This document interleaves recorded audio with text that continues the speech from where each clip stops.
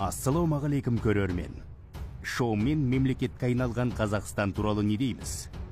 Крыловтың мысалындағы бүгінгі шырылдауық шегірткелер кім? Дариға Бадықова елді не деп шошытып жүр? Шоу-бизнес пен той-бизнес өкілдерінің дәурені қай уақытқа дейін жүрмек? Бұл туралы бүкіл шындықты Диван Батыр арнасы баяндайтын болады.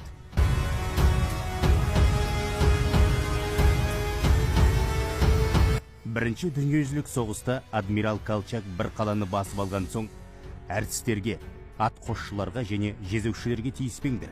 Олар кез келген билікке қызмет ете береді деген екен. Жә, бұны неге айтып отырмын? Қазір көресіздер. Алдымен видеомызға лайк басып, арнаға тіркеліп, қасындағы кішкентай қоңыраушаны түртек етіңіздер. Кеттік ендеше. Байқайсыздар ма? Әлеуметтік желі деген әлем-жәлемде блогер, әнші, әртіс дегендердің, бір сөзбен айтқанда шоу-бизнес, той-бизнес өкілдердің дәурені жүріп тұр. Жүріп тұрған жоқ, қызып тұр.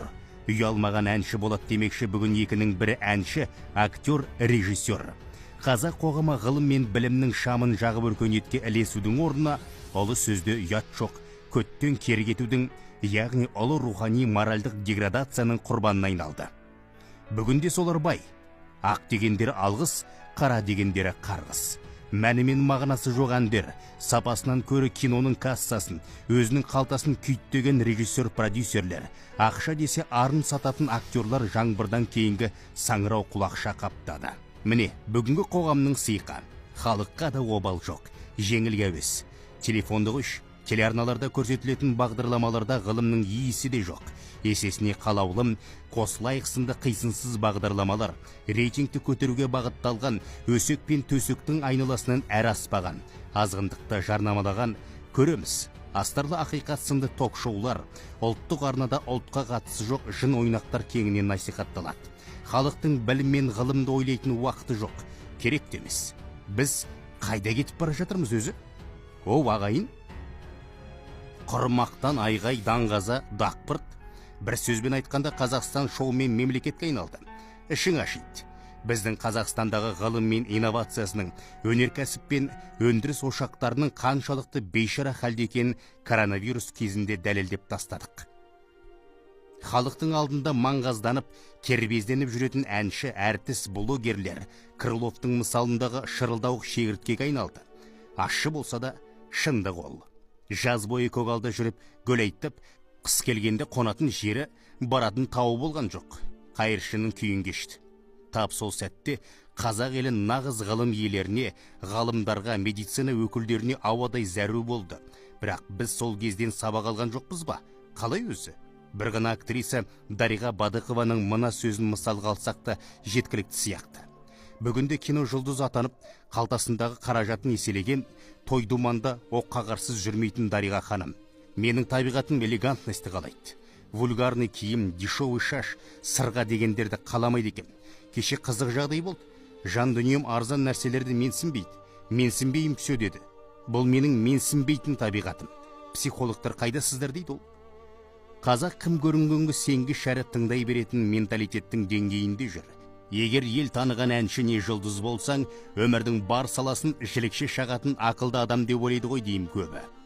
Бір кезде Мұхтар Мағауин, біз атқа мінгенде бүкіл дүние жайып жүреді. Біз шалбар кигенде бүкіл дүние жалаңбұт жүреді. Біз жазу шығарып, жыр толғаған кезде қазіргі Еуропа қараңғылық түнегінде жатқан. Біз айбынды мемлекет түзіп, жарты әлемді билеп отырған кезде бүгінгі заманның ең озық жұрттары тайпалық құрылым деңгейіне жеткен. Бір тұтас ұлы түркі халқы 1000 жыл бойы салтанат құрды. Ғылым мен өнердің озық үлгісін жасады. Рухы биік, аруағы үстем, күш-қуаты артық болды. Кім білер, кім сенер? Біз сондай да сондай едік. Әттең, өркениеттің көшінен сол атқа мінген күйді қалып қойдық қой. Мұхтар атамау, бұтымызда шалбар түгілі өзіміз өндірген лыпамыз жоқ. Күн шығар емес, қараңғы қара бұлтта қалдық. 1769 жылы француз Никола Жозеф Кагнот бумен жүретін көлік құрастырғанда біздің қолда қылыш, астымызда ат болды. Наполеонның сенімді серігі Станислас Бодри атты экипажына омнибус деп ат қойып, 1827 жылы патент алғасын 2 қабатты амнибустар шығарылып, автобустың алғашқы атасы өмірге келе бастағанда, біз сол кезде де қылыш найзамен ат үстінде отырдық. Британдықтар жерде жүретін көліктердің түр-түрін жасап болып, сонау 20 ғасырдың басында 1909-1911 жылдары Олимпик, Титаник тәрізді алып кемелер жасағанда, біз аттың артына ағаш арбаны әрең дегенде іліп алдық.